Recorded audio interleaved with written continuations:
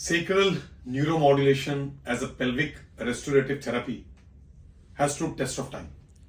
In other words, those situations in the urinary bladder, in the bowel, in the pelvic floor, which are refractory to the known standard of care treatment, have found a restoration by a sacral neuromodulation, a therapy which probably now deserves attention.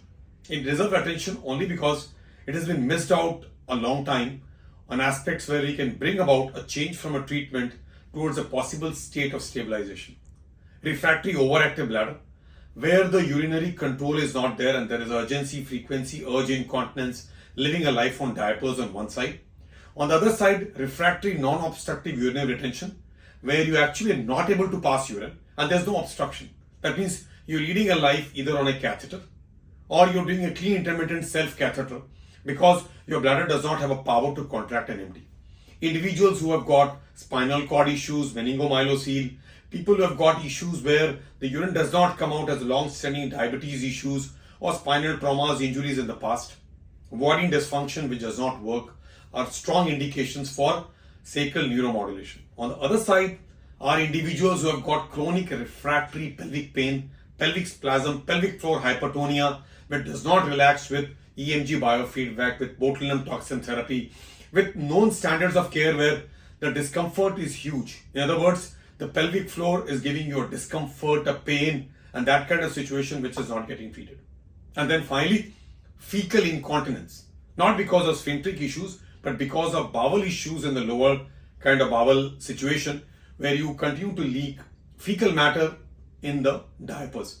So are we living on diapers or are we ready to leave diapers? Because of urinary incontinence, because of not able to pass urine, living a life on catheter or living in CISC, and chronic pelvic pain, chronic spasm, which can be treated and cured. So for those individuals who live in this kind of a situation, I think it's a wake-up call.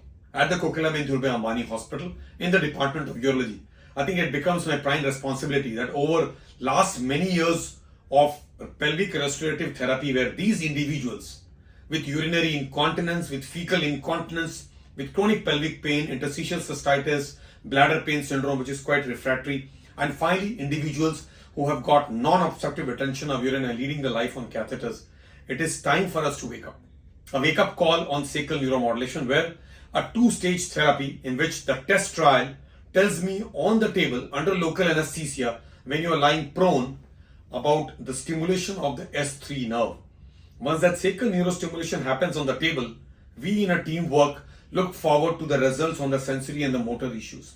And if that has come to a result, we look forward to strapping it up in the back, looking forward to the first day to the 15th day to the 25th day and look at the result. And this works wonders.